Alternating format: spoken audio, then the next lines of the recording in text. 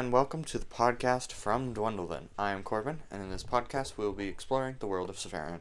Here we have Jeff and Kyle, and for today's episode we will be talking about the creation story.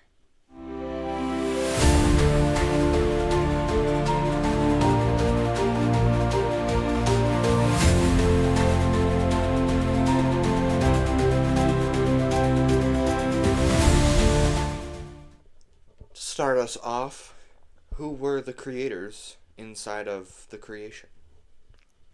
All right. This is kind of fun because technically, yes, Jeff and I are the creators, but getting out of that, and then the world itself was two gods, right, who decided to take their test together. Both of them are taking their test to become Dyzaktos. So there's a proctor god who is watching over them, being like, "All right, boys, have at it, make the world."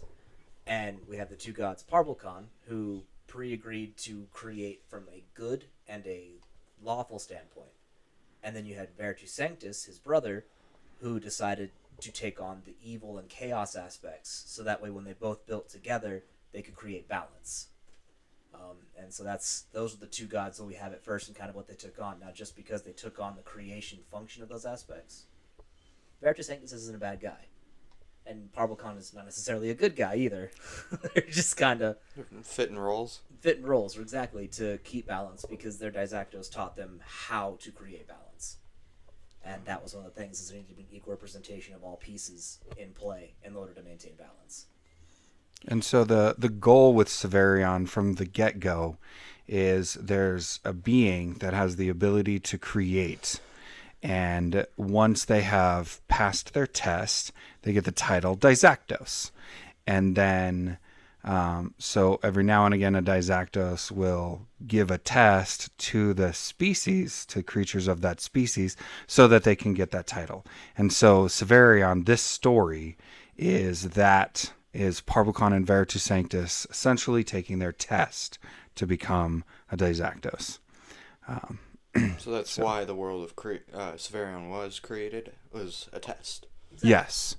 And if one of them passes the test, or when one of them passes the test, Or both of them, they get to exist in the greater universe. So there are other worlds, can be other worlds in the future, all of that, within this realm of all the Dyzaktos. And so if they pass their test, they get to be part of it. Heck yeah. So. Is there a specific order it was made, or was it all just at once? So they definitely made it in order. So the world of Savarion, the design, so that first they built the structure of the place. And our world is a little unique to anything ever. So imagine like it's inside of a ball, right? And in the very center, all the way through, there's a gravity point. So this is where gravity is pulled to.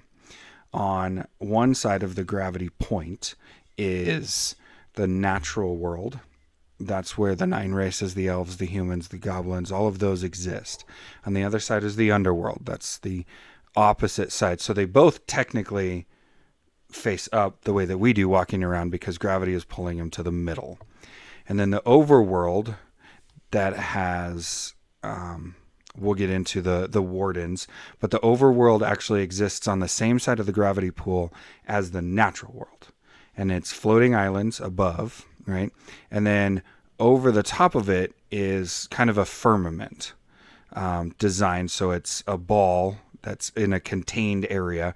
And then inside the firmament, so think the firmament has a layer here and a layer here. And then inside of it, you have the two suns that rotate around the planet, and one of them is yellow and one of them is blue. The blue one is smaller to the yellow one, and it kind of does like this around even the sun. And then you have 3 moons that move mostly together. And so that's the design of Savarion. So, and then Parvulcan created the 2 good races, and Veritas Sanctus created the 2 evil races. And you want to talk about those? Sure. All right, we can start with the 2 evil races. So, Veritas Sanctus created the underworld and populated it with a group of beings called the Comatai. They are masters of darkness. they take the divine power that is dark, and they were given mastery completion over that. Then you have the other people, which are called the Immortuum, and they are interesting in the way that they function because they are a negative energy type of people. They have humanoid physical form and shape, but magic of a harmful nature heals them. And if you were to take and hit them with some blessed magic, like hit them with some divine light, holy healing, you're going to watch it tear their physiology apart. And so the Kamatai, there were four. I had a brain break for a minute. And then they stayed that way. They hold that number. The Immortuum could have as much as they wanted to. Like, they could populate and reproduce and grow and build civilizations. They just kind of got to be part of what populated this underworld. Not underdark, that's a whole different... We have an underworld. And it's kind of interesting because the Immortuum chose to live on the light side. There's a spot that's mostly within the light, kind of like how Alaska has its 30 days a day and 30 days of night, only it's more permanent in the underworld. The Immortuum live in the light, and the Kamatai exist in the darkness. And so the Immortuum were responsible for building like cities and towns and villages and kind of subsist and create the ability to have a normal life on there. And then the Kamatai, they spend their time in study, research, and performing different types of magic to just occupy their time. So they're not just sitting idle, but they're not allowed to cross the gravity well and go into the natural world, right? And to ensure that, because Parvulcan's kind of an insecure dirtbag, he created the overworld. And if you want to get into the overworld... So, before we get into the overworld, let's talk about how that all happened. So, because Veritas Sanctus agreed to go create the two races of the underworld, Parvulcan said, I'll go create the races of the overworld. Parvulcan decided that he was going to pass the test and Veritas Sanctus was going to sit in prison the whole time. So, during this creation point where they're creating them, Parvulcan actually created the sprites, which are essentially like an ant-like creature. Not in size, but they're short, but they're incredibly strong and not super intelligent, but they're dynamic crafters. So they could create walls and buildings and whatever they wanted to, and basically until they're called to do something, they just build and create and then tear down, build and create, tear down, build and create, and tear down. And so they have these like bridges that span between the floating islands, and they build these huge cathedrals and then tear them down, and then another one and tear it down. And then Parvulcan decided that he was going to wait until the Immortuum and Kamatai were created, judge their power, and then he created the Coriatii, which were dynamically more powerful than the other two, so that they could play the role of warden and keep the creatures of the underworld at bay. Like, he could control them.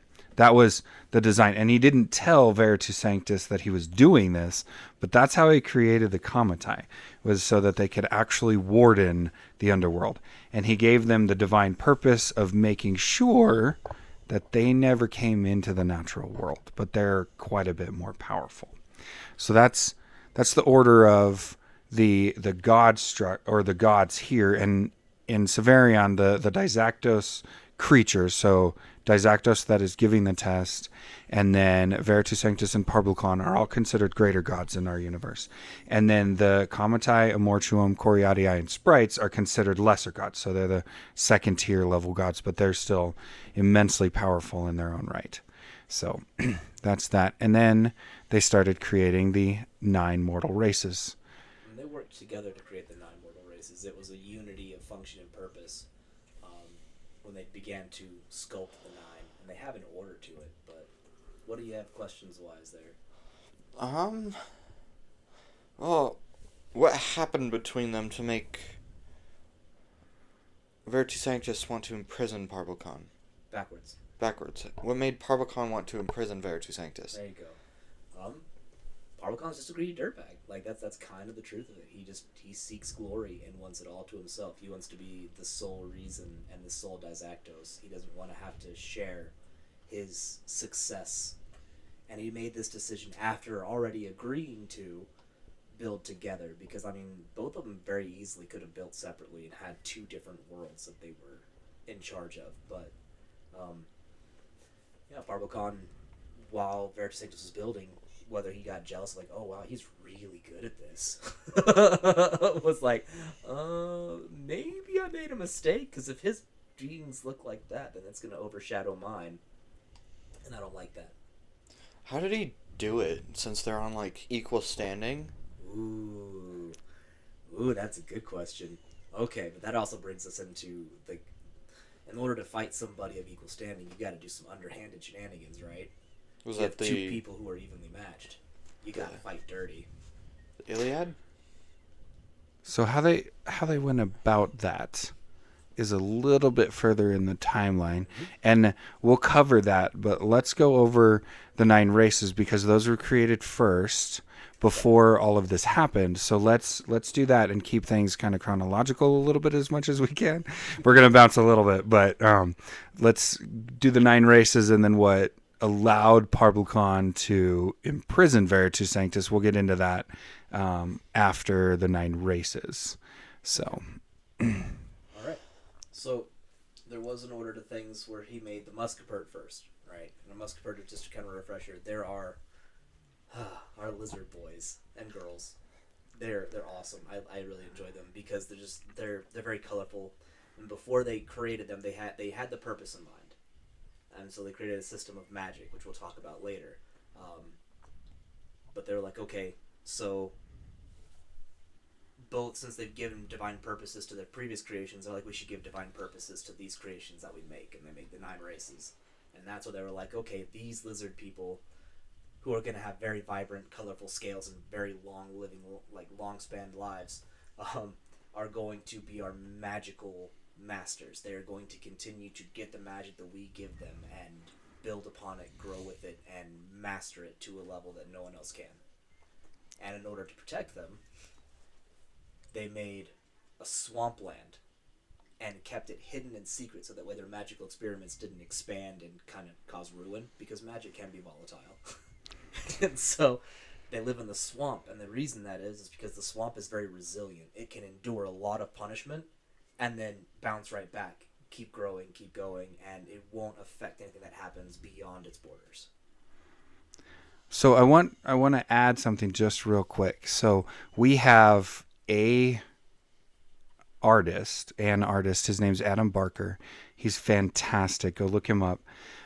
He did the leader for the board games section of our timeline.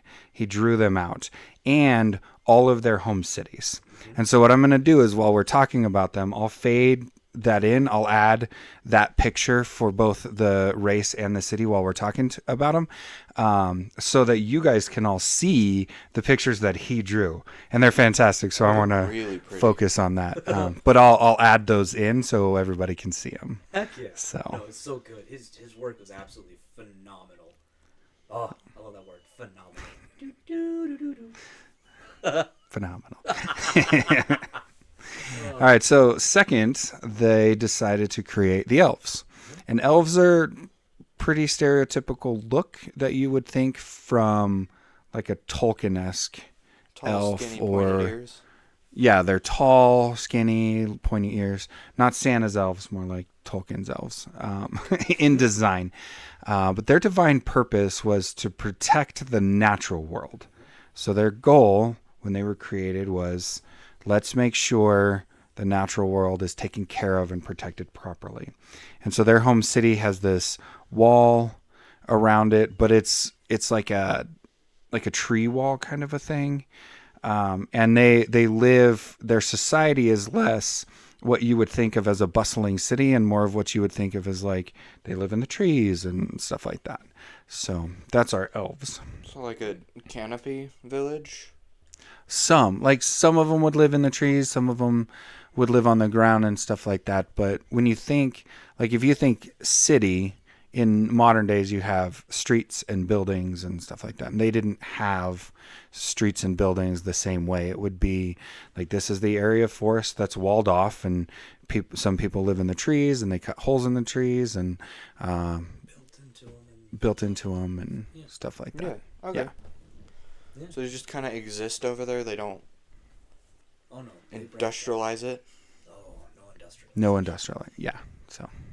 But what they do is they send out people to go to different areas and make sure that these ecosystems are behaving and thriving where they should. So they manage the different ecosystems that are created across the natural world. Well, that begs the question from last episode: how did the elves react to the Keepers of the Peace and their creations? Well, I mean, when your job and your purpose is, I need to go and check on things to make sure that it's being okay, and you got another group of people that's like, I don't trust those pointy-eared dirtbags. Why are they walking into my lands without talking to me? Get them. And they have people being captured or killed in different lands. That's going to spark them to war. So when the Keepers of the Peace came into existence, it allowed them, like, they would have been really on board. It would have allowed them to fulfill their divine purpose. And granted, they get a little hoity-toity sometimes about the fact that I'm just here to do my job. I don't care about you or your city. However, this city's got to go because it's damaging the ecosystem, right? It's the EPA. Not everyone's favorite friend, but a necessary friend. Okay. Right. Yeah. Yeah, that makes sense. Okay. So anything else to touch on the elves, or are we going to race number 3? That was... I think we're good on the elves. Oh man, this is my boys. When we go to the dwarves, third built because they realized that progress is necessary. Both gods together, so they were like, we need to have a race that's going to help lead things forward in the future. So they made the innovators, the scientists, the dwarves. Not quite what you'd expect. They're not necessarily the best craftsmen, but they were definitely given a mountainous home of sorts, and then the ability with different labs. And they had this really cool thing that they were given where they're able to manipulate time in the right kind of way, where they can expedite experiments that they're working on. It's not actually time control. It's not full time manipulation, but they can take a small area and, like, if they're working on something, they need to test how long, like, the ravages of time are going to work on it, or if it's going to change or become unstable. They have that capability to speed time up for that thing, and only that thing. It's a gift given to them that eventually gets lost. But originally, that was one of the coolest parts about it. They could build things and then see the longevity and how long it could last before it became unstable. And so they could be like, oh, this isn't going to last long enough. We need to scrap it and move on. Okay. And so they're builders. Not builders, right? They're innovators. They take a concept and they're like, what if this could happen? So kind of like a dreamer society. I mean, they're the reason that they discovered magnetism and how to manipulate and utilize it. And talked about it. And Nizu, when he turned his purposes to war, found ways to protect his people and punish those who would attack them. You were talking earlier, and you didn't talk about it with the elves, but you said the gods gave the Muskeperts the swamp, and they gave the dwarves short-term time control. Did they give everyone something specific? Oh yeah. Or the elves got the green wall, the big wall around the big wall was given to them by the gods? So that wall has tiny little ecosystem pockets so that they can study how an ecosystem is supposed to thrive. So that's like their training. That's a training purpose as well. Like, that's why that wall is such a special and precious thing. It also helps keep them safe because you need conflict and strife, and Savarion is not a strifeless place. Right. Yeah. You have like 4 wars we already talked about. Well, there's reason for that as well. But I mean, like the just because you create a place doesn't mean it's going to accept the beings you put in charge of it, kind of deal, right? Yeah. The flora, the fauna, they're going to fight back because it's just in their nature to do so, and that creates conflict as well. Anytime you give free will. They were also given the Grove. That's right, the Grove. Which is what's the best way to describe the Grove? So think like a greenhouse, like a very, very, like a huge greenhouse center, but isn't capped, right? It's not an inside building, but like this grove, it sits at the back of the city, is this huge greenhouse kind of an area where they can plant anything can grow. It helps further the knowledge of the ecosystems and how ecosystems work and stuff like that. And inside the grove, they can actually affect the ecosystem on a grand scale. So they can, okay, we need a tundra ecosystem, so we can study the tundra ecosystem. So they could do that with the grove. So, Okay. And the dwarves get anything? the dwarves got that time manipulation area. Time manipulation? Yep. Oh, that's an area? That's a small. Yeah, it's only like the ability to manipulate time only exists within their. Oh my gosh, laboratories. Right. Oh, okay. Yep. I had heard something about a clock. And Yep. so, yeah, I'm not a huge fan of the word manipulation when it gets used, like time manipulation, when it gets used to like go forward in time or go backwards in time. I just want to reiterate what Kyle said. It is strictly for if you create something, you can see how time will affect it, how effective it'll be against time and stuff like that. You're not going forward and backward in time. There is no backwards in time. There's no forwards in time. There is no time manipulation to affect things like Back to the Future in Savarion. Right. Time moves unimpeded. Right. But this area allowed them to create essentially watches. Yep. That's what we would know as watches, but they would take a piece of this area and you could put it inside of a wristwatch and it would track time so that no matter where you were in the world, it would line up with the time here. So you could move it to another area and see how time was affecting it over there. And you could keep track of each other's timelines and stuff like that. So it's all really about innovation. So the dwarves created time zones and the whole world of Savarion's on the same one? Yep. There's no actual time zone. It's just one big time Okay. keeper. They have the quantum clock. Yeah. Is the best way to put that, and they're the ones that set the timekeeping pieces that everyone else utilizes, and so they control And so what time of day it is based on the quantum clock that they keep.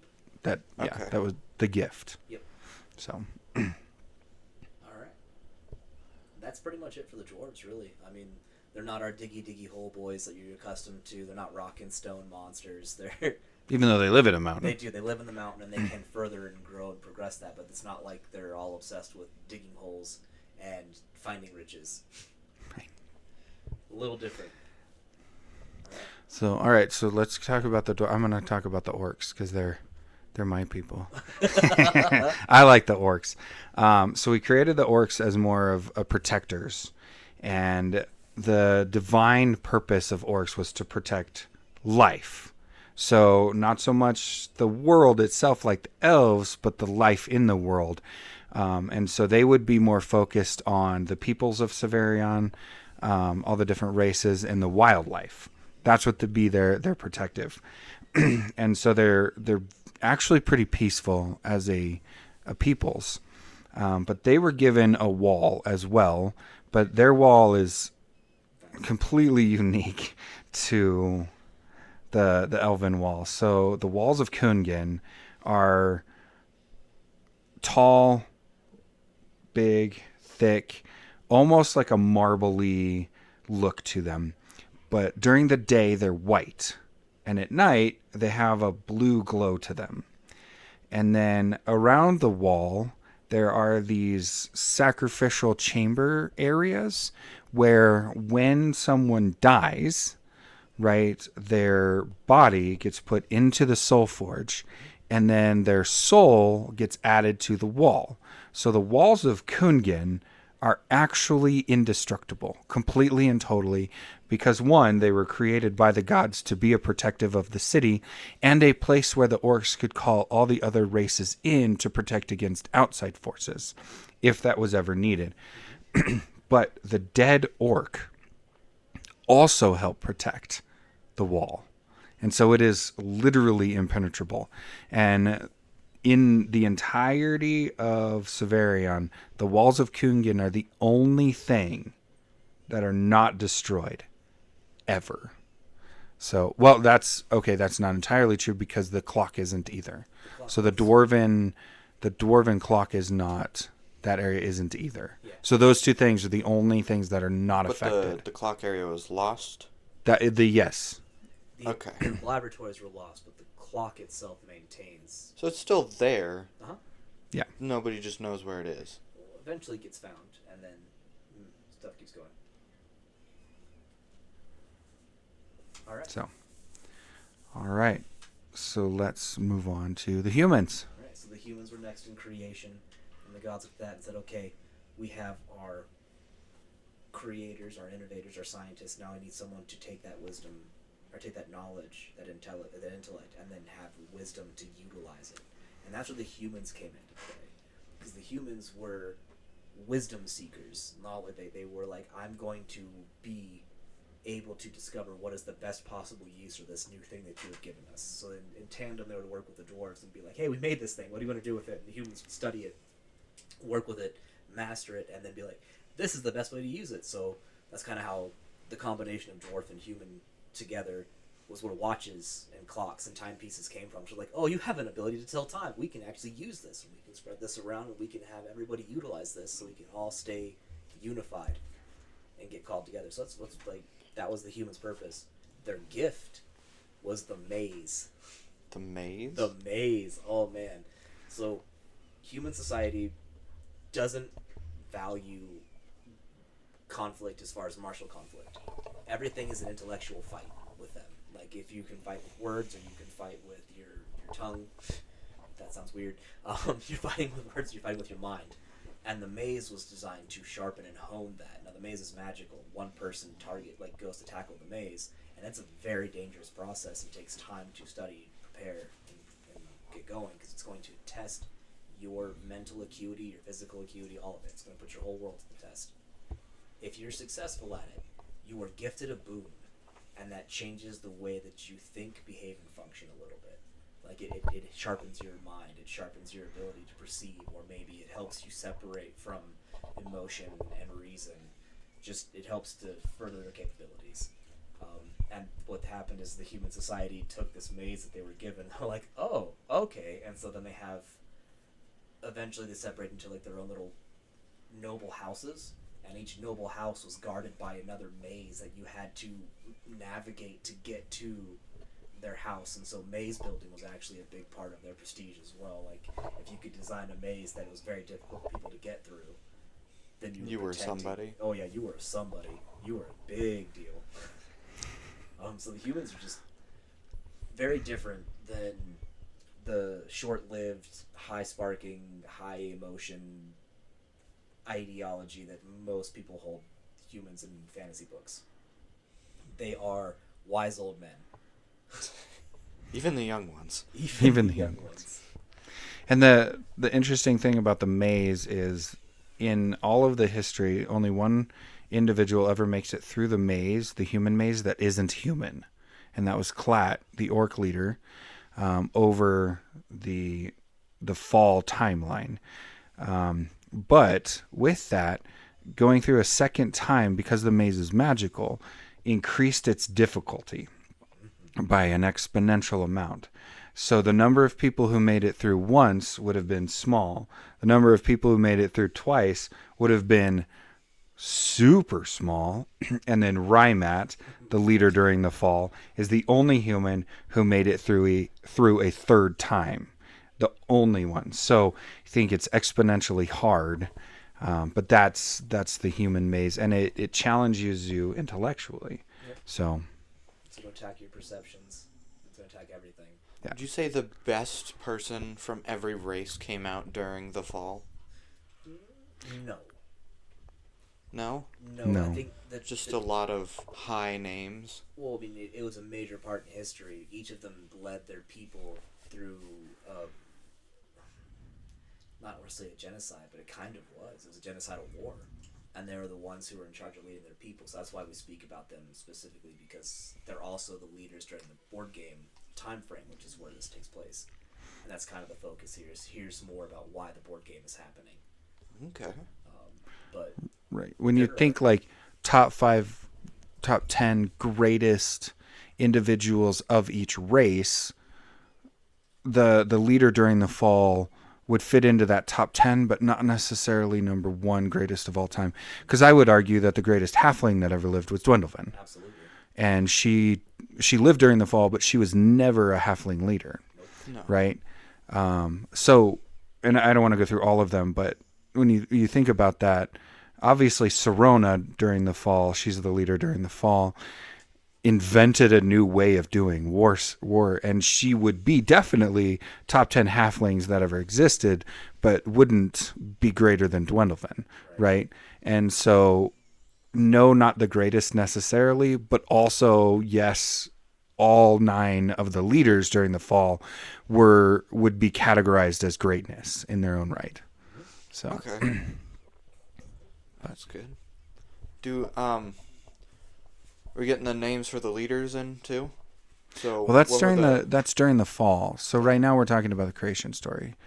Okay.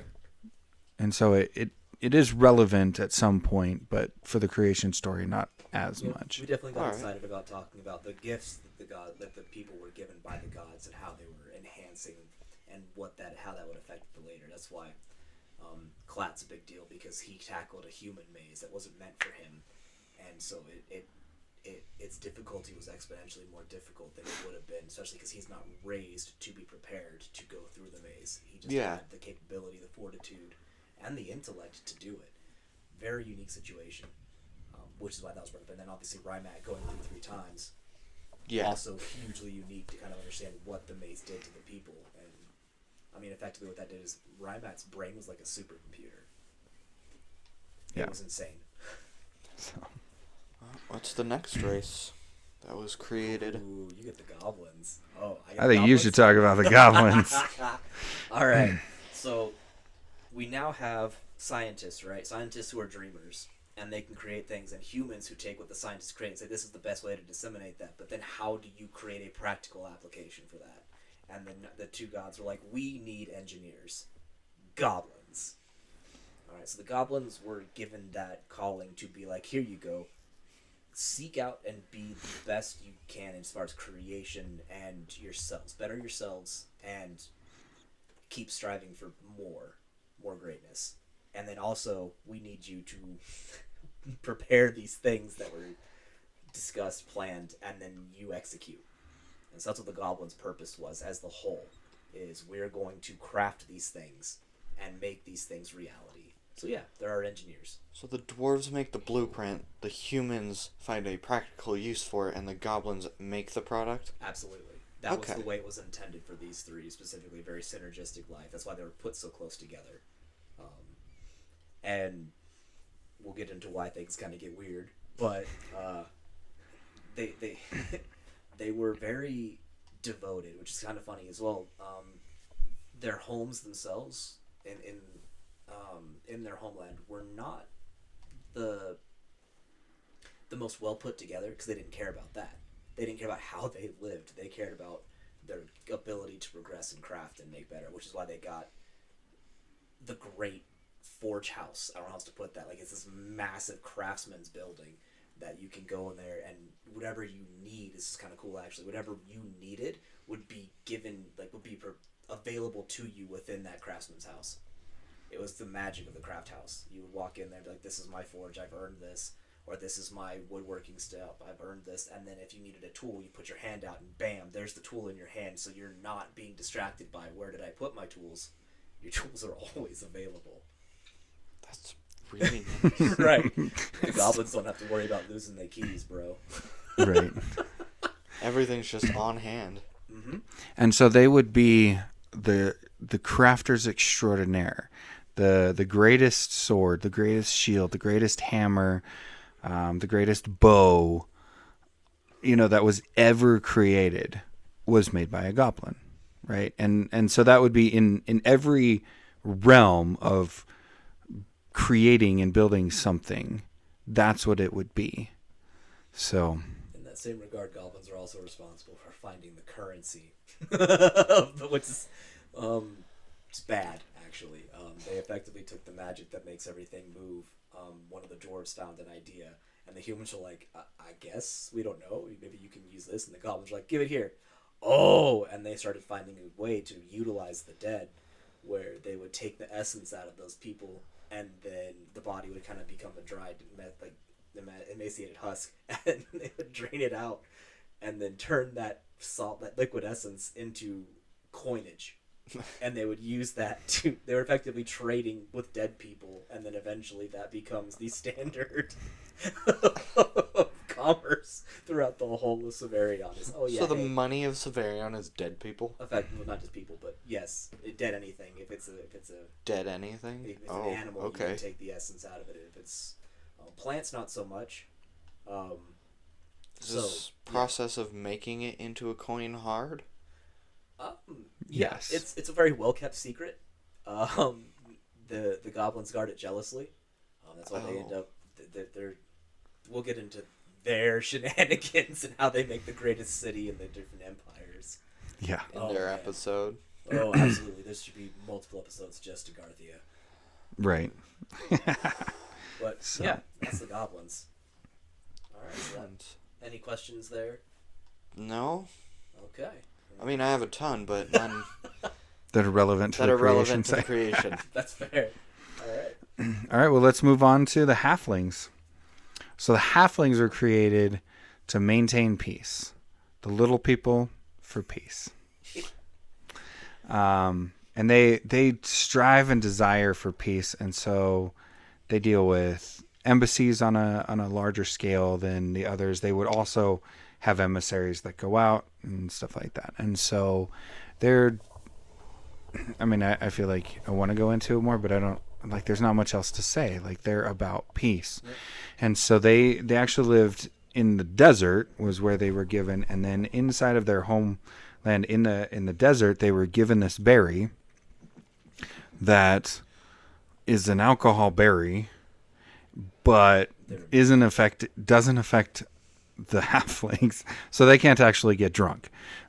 Right? But this berry is a life-sustaining berry. So you can drink it and it'll sustain life. So if you cultivate this berry, which it only grows in this area, that was their gift, right? Is this berry that grows. And so they grow and cultivate this, and it sustains life. You can drink it, and it's food sustenance as well. So you don't have to have a lot of other things. It's a sweet berry. It's not like a bitter tasting berry or anything like that. It is delicious to the taste buds. It tastes good and it sustains your life. And in a cool way, it can alter its own taste originally, so that if you wanted something a little saltier, pop a berry, it would meet your desires as you ate it, which was how it sustained, and they never got tired of it.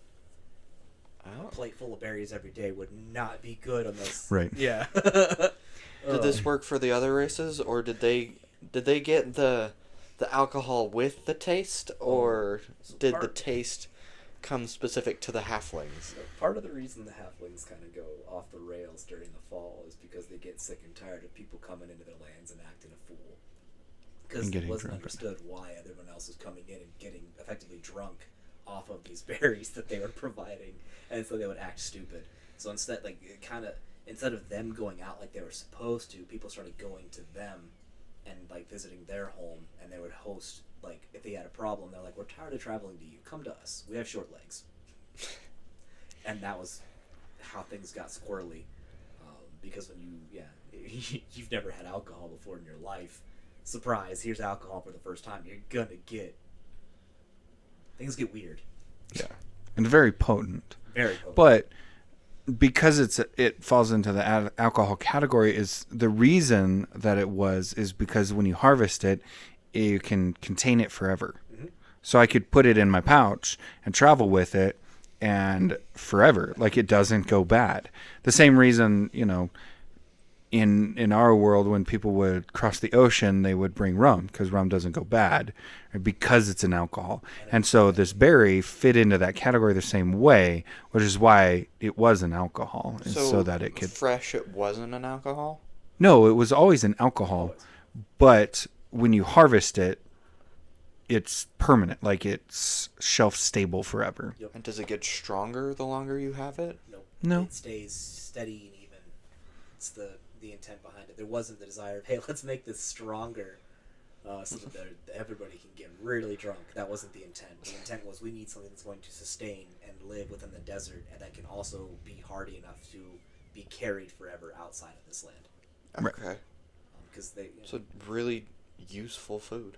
very Yes. only for the halflings. Only for the halflings. Everyone else got wrecked. Well, everybody else would get drunk, but it would still sustain them. That's true. If somebody else drank it, they'd sustain them, but they'd just get drunk. It'll be very delicious because it would be whatever they wanted it to be. Right. So.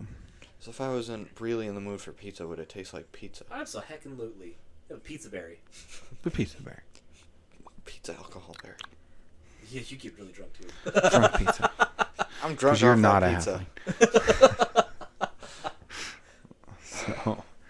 I kind of hopped in there a little bit, but I don't No, you're good. Do you have any questions more? Not really. Okay. Well, how do they maintain peace? Like, So you described them as little. So, were they just rational? Or yes, did they have good ideas? Or was there a way they conducted peace? you got this. Highly rational, yes. But despite their small stature, they're extremely martially strong, right? So they're stronger than you would think they would be, but they're gifted, right? So an archer, swift striker, any of those kinds of things, halfling would actually hold their own against a minotaur in capabilities. And so they could sneak around, they could easily move from place to place. They're easy to travel, they're easy to do all these things, but they're also martially capable in the same way. And so they're like a force to be reckoned with. And so you wouldn't want to mess with the halflings because they'll mess you up. Okay. They're good at what they do, and with the drive to create and maintain peace, like you wouldn't want to mess with a halfling because they'll. You trying to break my piece, homie? Right. They'll knock you on your butt. Exactly. I'll chop you into little pieces. I'll bring you down to my size. I think, yeah. So yeah. Halflings are terrifying. So I think let's move on to the Samgatu. The Samgatu are cat-like people, and they are. They're like the gap fillers, right? And so they kind of have the ability to do everything that everybody else has to do. And they have this unique capability of insight. And so when they discuss and communicate with others of their own race and others of other races, they have the ability to use that information to fill in the gaps of, okay, so this is where you guys are lacking, and this is where we can, help with that if there ever is that gap. So the Samgatu are really your Jack of all trades. Yeah, jack of all trades. Okay. But because of that, they end up being incredibly brilliant strategists. That's how you say that word, strategists. Very, very, very accomplished strategists in their own right. So, I mean, their gift was a book that when you were the leader of the Samgatu, you got to read into this book and actually experience the past in a way, as well as that's where the insight came from, is you were always building upon the experiences of your predecessors, and it was always recorded and kept. That was part of their leadership roles, issues, everything they came across to further their posterity and to make their jobs more efficient. They could write those experiences, and when you read those words as the leader, you lived those words. It's kind of where the core of Duendelvin's magic that she was afflicted is the right word, came from, was this book that was originally given to the Samgatu. Her magic was derived from the concept of this book. Absolutely. The ability to see and experience, not just, to actually live that moment. So you would read these books and go into a trance and experience these emotions that were transcribed as you were writing them down. And this knowledge. It was a really cool gift. because Ayala was an original. So Ayala was created. Yep. He was the first Samgatu created directly by Veritas Sanctus and Parvulcan. And so this information of how all this works would be something he was capable of replicating in a way. And so that's why Duendelvin could have it, is because Ayala gave it to her. Yep. Okay. So I don't think the intended consequence of there, because of the book it was contained, he'd never actually given it to a person, or maybe that was his intent, because he's a dirtbag. But he wrecked her mind for a while. Yeah. Sounds fun. There are purple cat people. That's also important to keep in mind. They are. So you can be a cat girl? You can be cat girl, you can be cat boy. They are a feline-esque race. And they have purple fur and variations of the colors, and then you have different stripe patterns that you can have, whatever you can think of. And then you can also, we talked about that a little bit with the other episodes, but just reiterating, these is one of the unique creations at the time still that were created for Savarion's purpose. Okay. It came out of Jeff's brain. It was a Jeff brainchild. So finally, we have the Minotaurs. These are my favorite race. Corbin's favorite race. I like the Minotaurs. All right.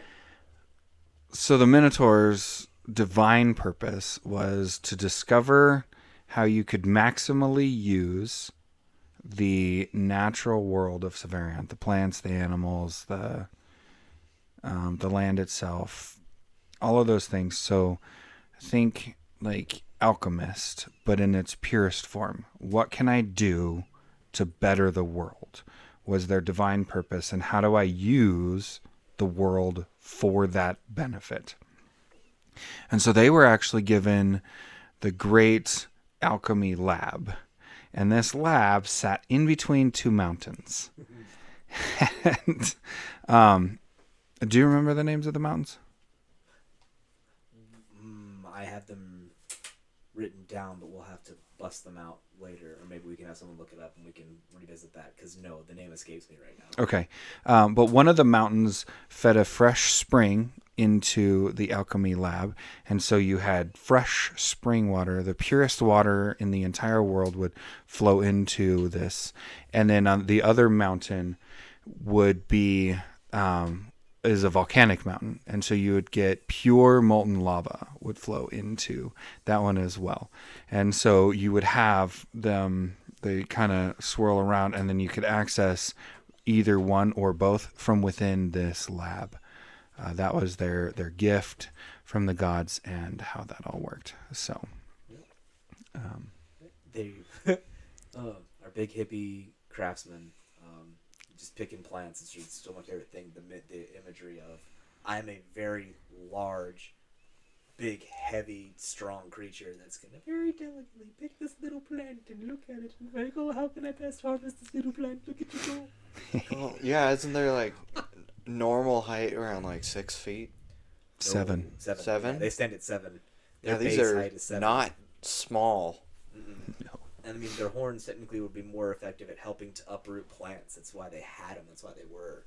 Because they could get their horns in there and help to dig up these plants more gently than being rough and aggressive. And you don't always have the ability to carry around a shovel, or a shovel takes up a room. Why would you need a shovel? What's a shovel? I have horns, bro. Horn it up.